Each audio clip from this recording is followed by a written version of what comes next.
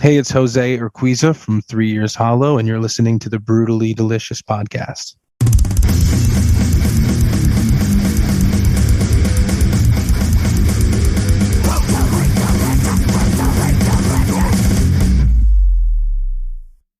Here we are. Nice to meet you. Thanks for joining me. Nice to meet you, of course, yeah. So where are you guys located? So I'm in Illinois. I am in Geneseo, Illinois specifically, which is about 2.5 hours southwest of Chicago. So we're like 20 minutes from Iowa. So we're right on the Mississippi River. You're wicked cold right now. Oh man, yeah, it's 4 degrees right now. I'm in Richmond, Virginia, and it's in like the low 30s, and I'm dying. Yeah, that's funny. We were just outside, and the wind chill is -11, which is crazy. Negative, Jesus, yeah, not for me. So anyway, we didn't come to talk about the weather, I guess. Let's talk about 3 Years Hollow. Yeah. Goodness. I don't know where to start, but I will start by saying brand new single, Breaking Sound, is absolutely great. I know it's Thank been you out, very about a month and a half, somewhere. Yeah, about a month and a week. Yeah, a month and a couple weeks now. What's been the response to it so far? So far, thankfully, it's been great. I was very nervous. It's been a little bit of time since we put out a single, and it's also a little shift in songwriters coming in that wrote this one. And this is the latest song really that we wrote together as a band. So I would say it's at least a pretty good representation of where we are right now in this current moment. Right. So, which I really liked. And thankfully the fans so far have really appreciated it. Yeah. So early on, I think it was like 2014, maybe, Chemical Ride, you had like an amazing response, over 1 million views, or it's probably more than that now. Do you find that as a benchmark, or as trying to reach that, or do you find that like as holy crap, how are we going to get there again? Oh yeah, interesting. I don't know, and maybe this is part of our problem that I'm not as competitive, or I don't see those things and try to go after them as much as I should, as I am like just so in the process of writing music and doing the studio stuff. I guess what I'm saying though is, did you find like when you're writing now, do you find like the pressure to try and write that one again, or are you just writing a song just for a song? Yeah, we definitely want to write a song that is as powerful as Chemical Ride. I think that one had some special ingredients with it, especially a producer named Tadpole that we worked with on that one that really brought that production out to life. So we definitely do go in wanting to achieve that level. Even recently when we went in to write a song, we were like, as far as the feel of the song Chemical Ride, we were even like, let's just see if we can tap into something like that again, and so yes, absolutely. Yeah. Do you find it difficult? So you've been around a number of years now, which is great in the music business. Yes, people up, but do you find it difficult not writing the same record over and over again and creating something that makes sense? Yeah. So I'm very lucky in that I work with a ton of other bands in the studio. So my production partner, Morgan Rose from Seven Dust, comes to the studio, and we work with a ton of bands. So I feel like I'm always just creating something new, anyway. So I guess I don't even really go into it thinking about it too much. We're just always in the moment creating these things, and that's pretty much what we focus on. Are you guys going to take the model of, Break Sound is out, but are you guys going to take the model that the new music industry has sort of done and do like a single every 4 to 6 weeks or whatever it is? Or are you going to save for like a collective album, LP, record? Yeah, that's a good question. So I know our the record label that we've worked with for a while, Imagine Records, they definitely see the new way of doing things is to release, maybe an EP and then an EP, and then maybe an album as a collection of it, or just singles along the way.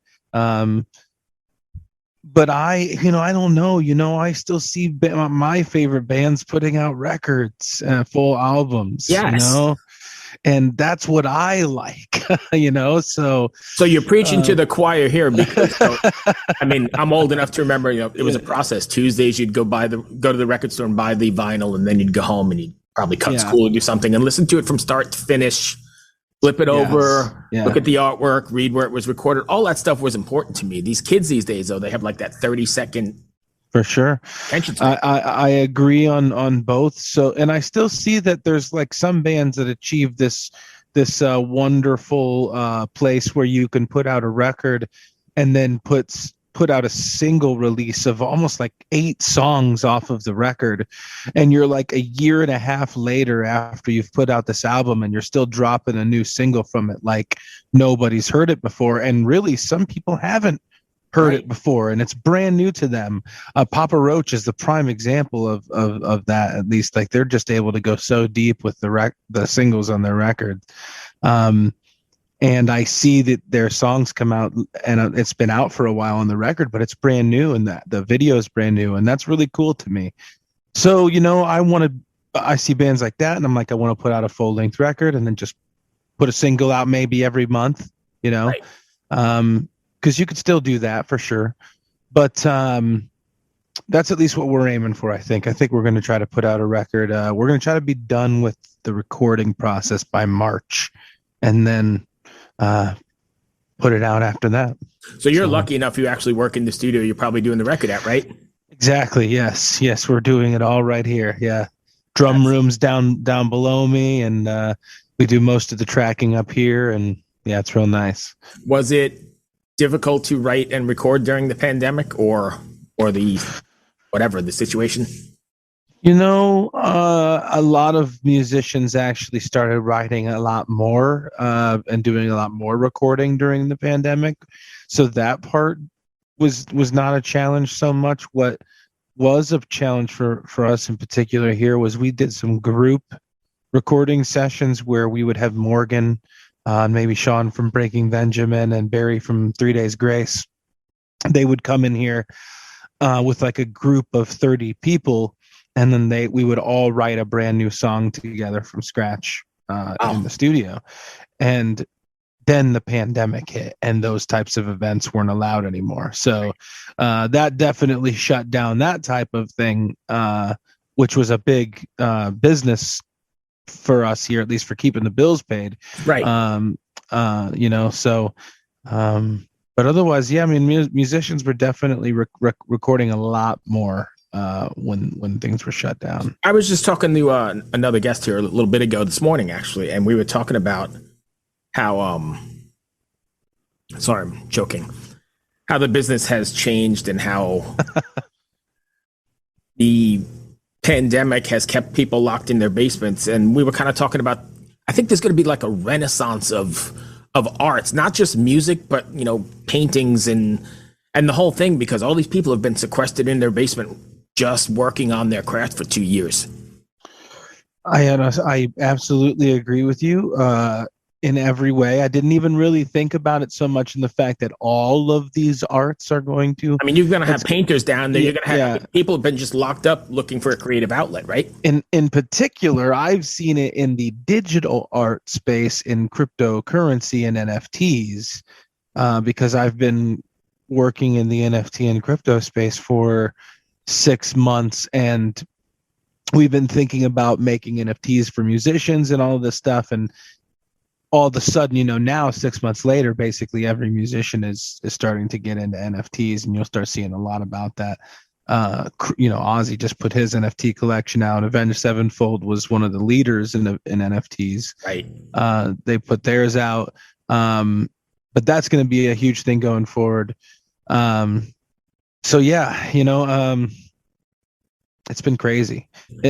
So much digital art, so many digital artists have been locked away creating NFTs, and that's a big explosion that I've seen.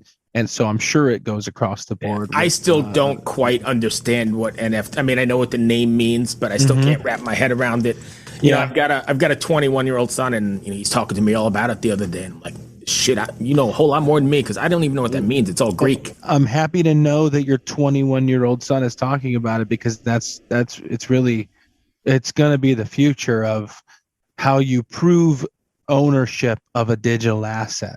That's really what it will be. It'll be like, any tickets that you've gotten to any concert that you've ever gone to, you'll be able to collect and view in your wallet, Right. in your digital wallet and your phone. It won't be like a piece of paper ticket that you collected anymore. Although in the future, some companies are going to allow you to, if you hold that digital ticket in your wallet, they're going to allow you to print out a nice copy of it so you can keep it. So for old home. school guys like me who still have this cigar box with everything dating back from 1983. Yep.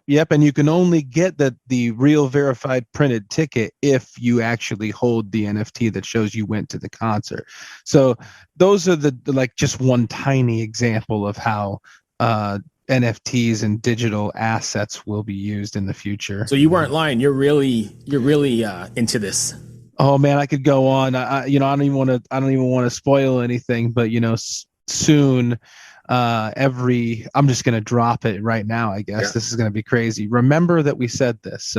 It's a changing point in history. I know this is crazy to hear, but nobody's doing it yet in the world. So soon it will.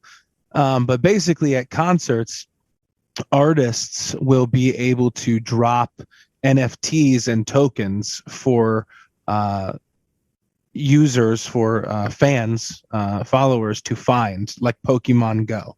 So they'll be able to take their phone, look around the room, they'll see a Sean Foist NFT or a Morgan Rose NFT right in the corner. They'll be able to tap it, they'll collect it, it'll pull it right into their crypto wallet, and then they'll get the rewards that are associated with that token. And that's a project we've been working on now and will be out soon. So that's pretty cool. So you'd be the exclusive owner of just that one. Yeah, you find it in the real world. If it's a collection, maybe there's 10,000 of them, and the 10,000 finders of these tokens all around the world are a rare collection of holders, and you can either hold on to that for special access to things like free tickets, or you can sell it to somebody else that thinks it's more valuable than you. But what a genius way to get people in the shows. That's exactly right. Holy cow! I really do believe it's gonna change everything. And we're just one company, and we may be the first to do it, but there'll be so many more coming, and we think it's gonna change everything. So. Yeah, you're right, because people have just gotten used to sitting on the couch and eating bonbons and not going to the show or watching a live stream, which can never touch whatever. So that's a great idea to get them off the couch and. Yep. If you can go to a show and one person in the crowd that night is going to find a free passes for life NFT token on the Bandcoin app, then I think that's an awesome perk and an awesome thing for artists to be able to do. I had never even thought. It's not just for musicians either. It's for painters that want to put their painting in a location to be found by somebody. So there's lots of uses for this, and that's how we're using blockchain and NFTs to be creative for artists and musicians. Wow, so you stay pretty busy then. Besides 3 Years Hollow and the studio, you're also doing that as well. Yes, definitely. Yep. Nonstop around here, man. I have a lot of people that help me, though. I have tons of people around in the team. It's great. So, what's it look like for taking 3 Years Hollow out on the road? Is that a thing, or is that wait and see? Yeah. So it's an interesting situation to be in, because right now we probably have more opportunity as a band than we ever have to go out and tour if we wanted to. And we're in a situation in the world where some artists are just saying, you know what, we're not going to even take the chance. We get out on the road, and a week later we have to shut the whole thing down because somebody gets COVID, and then we're out and we're canceling all this stuff. We've lost money. And some bands are able to do it, and they're able to go out, probably the larger name bands that can play large places where, certain things are required, and everybody can get into those places in mass quantity. So, I don't really know. Right now I've just told myself we need to focus on writing new music for everybody. Like we need to do that more than anything. And so that's what we're going to do before we really start talking about playing shows. So yeah, I mean, because it's a whole. You had mentioned like the advances and everything you got to put into it in case you have to cancel it a week on the road, but there's a whole thing that you would have to go through too as an artist, right? I mean, there'd be all the weird quarantines and shop regulations, and for sure, yeah, and it would change the whole dynamic of, I think, a show anyway, right? Yep, absolutely. So we're ready to. We just, if anything, I feel like it's been so long since we've written new music for people. Like that to me, I just is important. So that's what we're focusing on. So what's next for 3 Years Hollow? You're just going to be writing? How much do you have written already, and how much is recorded? We've got 6 songs written, fully ready to just put the final touches on and probably mix.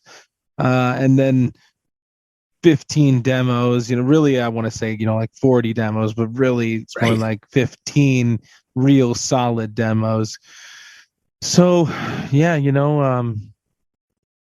we're pretty much there as far as the songs that are going to be on the record. We're really happy with the demos we've got, and some of them we have yet to fully explore. So we're pretty close. Yeah.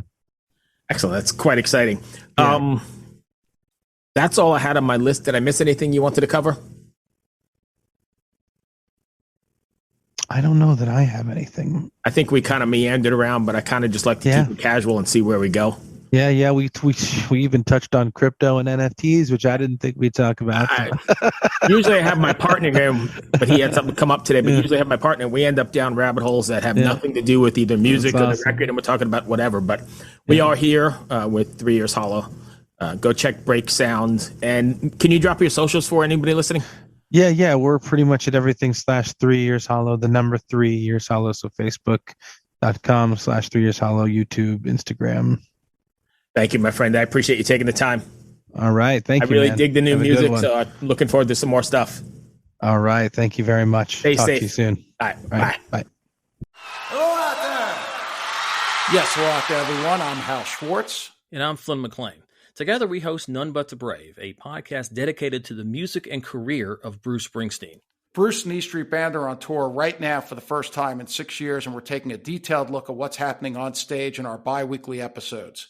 We've also been recently joined by some very exciting guests, including rock journalist Warren Zanes and Stephen Hayden, Backstreet's Magazine founder Charles Cross, and Barstool's Kirk Minahan.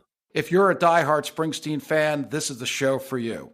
So please subscribe to None But the Brave on your favorite podcasting platform, and we hope to see you further on up the road. Thank you so much.